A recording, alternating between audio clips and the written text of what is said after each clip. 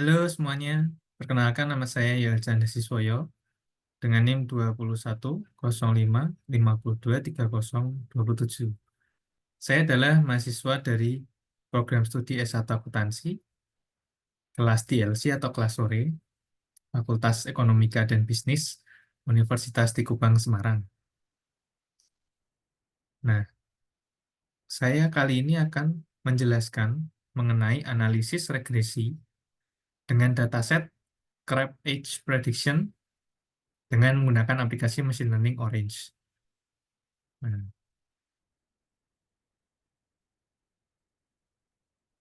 jadi saya membuat video ini juga dalam rangka memenuhi ujian tengah semester 6 untuk mata kuliah Data Analytic for Business. Nah, kali ini saya akan menjelaskan tentang regresi. Regresi adalah suatu metode atau teknik analisis hipotesis penelitian untuk menguji ada tidaknya pengaruh antara variabel satu dengan variabel lain yang dinyatakan dalam bentuk persamaan regresi. Analisis regresi juga dapat berfungsi untuk memprediksi suatu variabel. Nah, analisis regresi kali ini menggunakan aplikasi dan dataset sebagai berikut. Pertama, datasetnya itu Crab Expedition by Gursewak Singh Sidhu.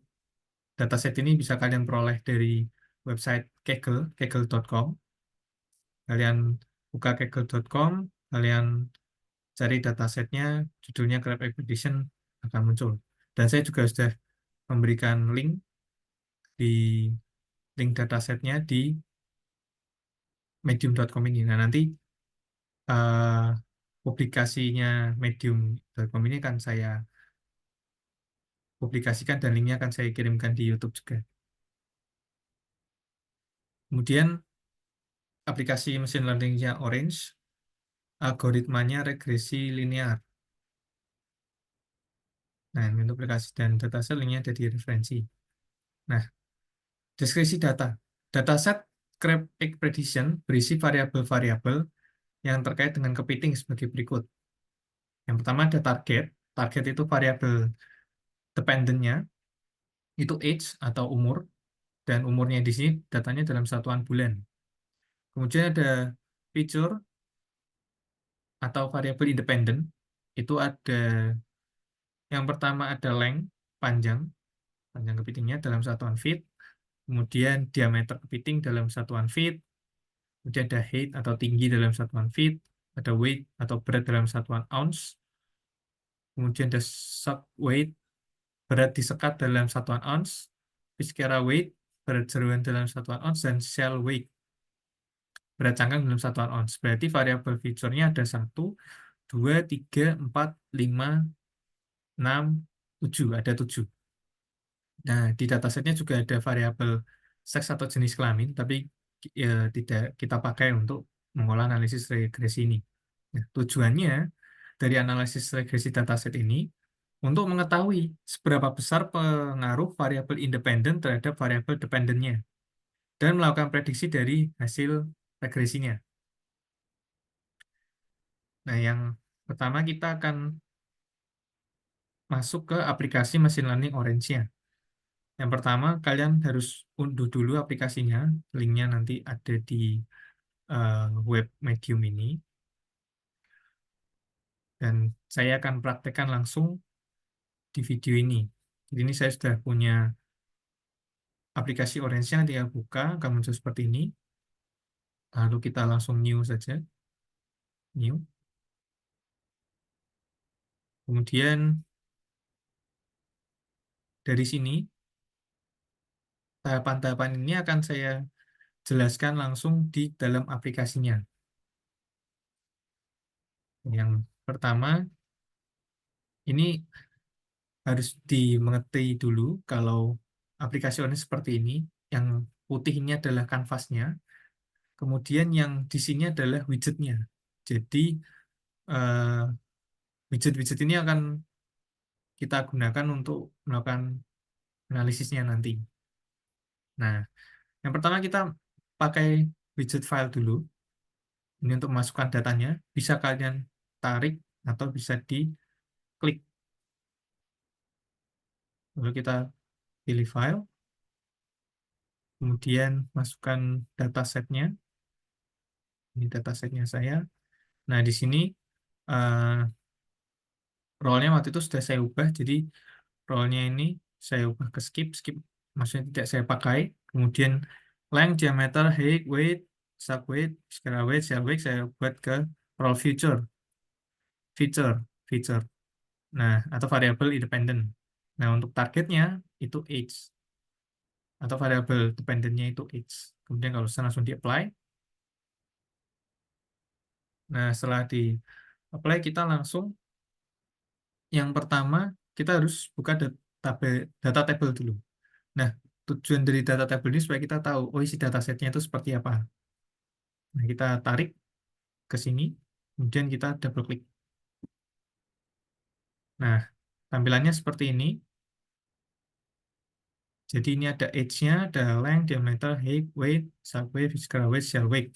Ini ada 3.893 baris dan semuanya tidak ada missing data, jadi semuanya terisi ya. Kemudian ada 7 feature dan satu target. Targetnya itu age. Ini datanya, kemudian kita langsung masuk ke scatter plot. Nah, scatter plot ini untuk supaya kita tahu berapa sih seberapa sebaran datanya terhadap variabel yang mau kita tuju. Misalnya ini eksis garis X-nya ini saya isi cell weight dan garis ini saya isi age atau umur. Nah, ini saya beri begini. Kemudian nah, dari sini kita bisa melihat kalau sebaran datanya seperti ini. Jadi ini garis ini adalah garis lin lin apa garis regresinya. Garis regresinya ini kita bisa pilih diameternya, bisa pilih length, height, weight, sub weight, scalar weight, dan cell weight. Nah, ini supaya kita bisa tahu sebaran datanya seperti apa. Nah, setelah itu kita bisa langsung ke feature, feature. Nah, kalau misalkan dicarinya sulit, kalian bisa tarik seperti ini, lalu diketik nah, feature statistik. Nah, feature statistik ini fungsinya untuk perhitungan statistik. Jadi misalnya length tadi panjangnya itu dari data yang 3.000 sekian tadi, itu rata-ratanya berapa, modusnya berapa, mediannya berapa, terendah, tertinggi, missing itu maksudnya apakah ada data yang kosong atau tidak terisi, nah, ini kan nol. Nah, ini seperti ini datanya, ini feature statistik. Kemudian kita langsung masuk ke yang berikutnya, distribution. Nah, distribution ini fungsinya untuk kita supaya tahu eh, distribusi dalam variabel ini tuh frekuensinya ada berapa banyak sebenarnya. Kita langsung ini kan.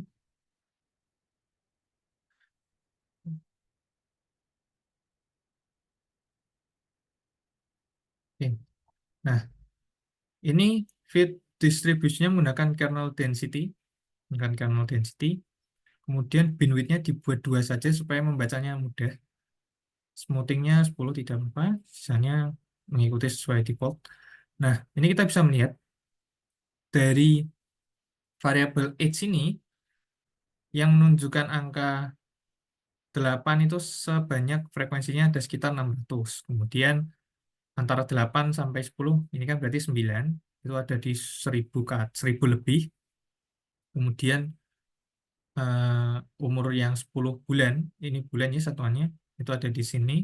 Nah, jadi ini untuk mengetahui datanya itu di variabel tersebut itu ada berapa banyak frekuensinya. Ini jadi kita bisa lihat oleng itu panjangnya itu ada di sekitar 1,4 sampai 1,6 feet ya, yang paling banyak frekuensinya.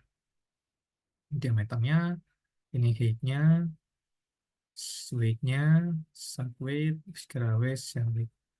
Seperti ini. Kita tahu oh distribusinya tuh seperti ini gitu. Nah, kemudian kita langsung masuk ke rank. Ini kita tarik rank. Nah, rank ini fungsinya supaya kita tahu, oh dari 7 variabel feature tadi, mana sih yang punya pengaruh terhadap variabel age atau variabel targetnya tadi. Nah, yang nomor satu itu ada shell weight, dua diameter ini langsung saya base ranknya 5. Jadi urut paling yang pengaruh ke tidak ini ranknya, kemudian ke korelasi.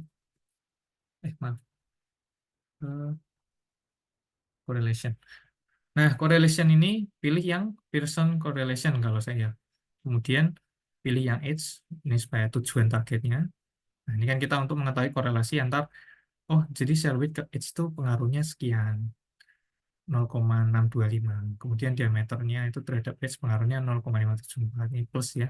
Jadi eh, maksudnya semakin bertambahnya diameternya, jadi age-nya juga bertambah gitu. Seperti ini korelasi. Jadi korelasi yang paling tinggi dari shell width, kemudian diameter, length, height, weight, scalar weight, dan shape weight. Ini urut. Nah, dari keenam widget ini kita masih digunakan untuk mengetahui, oh datanya itu seperti apa, penyebarannya bagaimana, distribusinya bagaimana, korelasinya bagaimana. Nah, untuk melakukan pengujiannya, kita akan masuk langsung ke select column. Kita kenapa kok harus select column? Select column. Nah, select column ini tujuannya supaya kita bisa mengatur, oh variabel future mana yang mau saya pakai, mau tidak saya pakai. Nah, misalnya mau saya pakai subway saja bisa, diameternya saja bisa. Tapi ini kita akan pakai semuanya. Kita akan pakai semuanya. Semuanya lalu langsung ke linear regression. Linear regression. Nah, linear regressionnya kita pilih yang fit intercept dan no regularization. Jadi sesuai settingan defaultnya. Kemudian kita masuk ke test and score. Nah, test and score ini untuk, nah ini kita juga tarik pertama select column ke test and score-nya juga. Nah, tujuannya untuk menguji modelnya kita itu sudah bagus atau belum menggunakan test and score.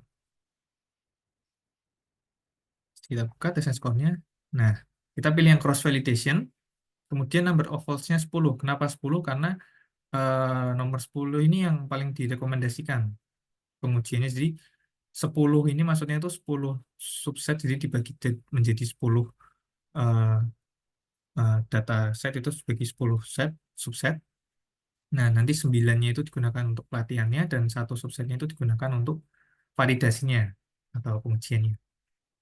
Nah, ditemukan hasilnya MSC itu mean square error-nya 5,041, RMSE-nya root mean square error-nya ini ada 2,245, ini mean absolute error-nya ini ada 1,620, ini MAP-nya mean absolute percentage error-nya itu ada 0,164 dan R square ada 0,514. Nah, untuk yang MSC, RMSE, MAE ini semakin dia mendekati angka 0 itu dia semakin baik.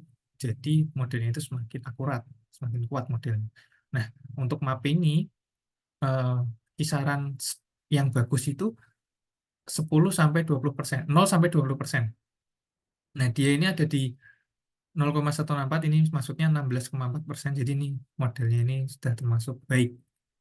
Nah, R square-nya 0,514 ini semakin dia mendekati angka 1, berarti semakin terdefinisikan. Jadi variabel dependent-nya itu atau feature-nya dapat menjelaskan terhadap variabel independennya atau variabel targetnya. Nah, ini R-square-nya ada 0,514, artinya 51,4% variabel dependent-nya itu dapat menjelaskan variabel independennya atau variabel targetnya. Jadi dapat disimpulkan dari kalau test and score-nya ini cukup baik. Baik ya. Baik. Kemudian kita bisa melihat pakai scatter plot. Sambungkan. Nah, ini bisa kalian beri show guideline supaya mudah melihatnya. Ini Y-nya ini kita menggunakan yang linear regression. Nah, X-nya ini kita untuk melihat, oh ini yang kalau misalkan dari garis ini, sebaran datanya yang baik itu yang tidak jauh-jauh dari garis. Nah, seperti ini. Nah, ini seperti ini nih dia baik. Karena apa? Datanya itu banyak yang runtuh di area garisnya. Length, ini juga baik. Mungkin ada height. Nah, kalau height ini mungkin kurang begitu berpengaruh ya sebaran datanya. Shell weight ini baik, kemudian weight ini juga baik. Ya memang yang di atas ini dia ada yang tersebarnya cukup jauh, tapi tidak masalah. Ini Vizcara weight, ini sub weight, dan oh ya sudah ini 7 ini ya. 7. Jadi kita bisa lihat shell weight dan diameter tadi yang paling baik kalau saya shell weight dan diameter. Oke, scatter plot. Nah, kemudian kita juga melihat menggunakan data table. Ini kebanyakan data table. Kita sambungkan ke linear regression. Nah, tujuan data table ini untuk mengetahui persamaan regresi kita. Intercept ini adalah konstanta. Konstantanya kita jadi 2,98116. Nah, kemudian ini adalah persamaan regresinya. Berarti persamaan regresinya kita itu Y sama dengan, maksudnya Y itu X sama dengan 2,98 ditambah 5,8, ini pembulatan 2 kali diameternya, kemudian ditambah minus 0,88 dikali lengthnya, 4,5 kali height-nya, dan seterusnya. Ini untuk menunjukkan persamaan regresinya. Kemudian, nah ini yang terakhir. Kita menggunakan prediction. Prediction. Kita tarik prediksinya. Nah ini untuk supaya modelnya tadi masuk ke prediction ini. Nah, datanya kalian bisa menggunakan data yang berbeda dalam arti eh, variabelnya sama, tapi misalkan datanya tidak sama dengan data yang dataset yang ini, kalian punya data sendiri, tapi harus sesuai ini ya, variabel-variabelnya itu bisa. Tapi kali ini saya menggunakan data yang sama untuk prediction-nya. Jadi saya tarik seperti ini, kemudian saya klik. Nah, ini dia prediksinya. Ini linear regression itu maksudnya ketika menggunakan hasil regresi tadi, ditemukan kalau misalkan data ini diameternya sekian, lengthnya sekian, height-nya sekian, shell weight-nya sekian, weight-nya sekian, viscera weight-nya sekian, sub weight-nya sekian, itu menghasilkan data age-nya itu 10. Jadi berdasarkan prediksi yang menggunakan modelnya tadi, itu hasilnya 10. Nah, sebenarnya kalau yang data awalnya kan 9. Jadi ada error 1. Nah, memang regresi itu tidak bisa yang 100% benar. Tapi regresi yang baik adalah yang errornya itu kecil. Jadi errornya tidak signifikan, tidak terlalu besar. Nah, itu bisa dibilang modelnya sudah bagus untuk prediksi.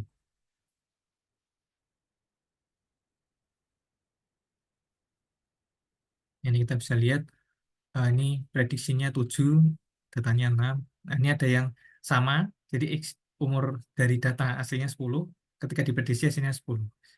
Nah, jadi yang error-error ini maksudnya selisihnya. Selisih lebih bisa, selisih kurang bisa. Ini ini ini hasil dari tes and score yang tadi ya. Ini hasil tes and score-nya. R square-nya bagus, cukup baik ya, cukup baik. Namanya seperti ini. Nah, jadi seperti itu tahapan-tahapannya untuk melakukan analisis regresi terhadap dataset Crab Age Prediction. Jadi kita mulai dari yang atas ini kita menggunakan untuk melihat datanya seperti apa, pendistribusiannya seperti apa, penyebaran datanya dan hubungannya seperti apa antar data variabelnya. Nah, untuk yang bawah ini kita melakukan pengujian regresinya, analisis regresi. Jadi seperti itu. Sekian video dari saya, penjelasan video penjelasan dari saya. Semoga apa yang saya jelaskan ini dapat membantu kalian para penonton untuk memahami cara menganalisis menggunakan algoritma regresi, regresi linear, menggunakan aplikasi Orange, dan dapat menambah pengalaman jika kalian bisa berlatih menggunakan dataset tersebut. Sekian video dari saya, semoga dapat menjadi hal baik bagi para penonton dan juga semuanya.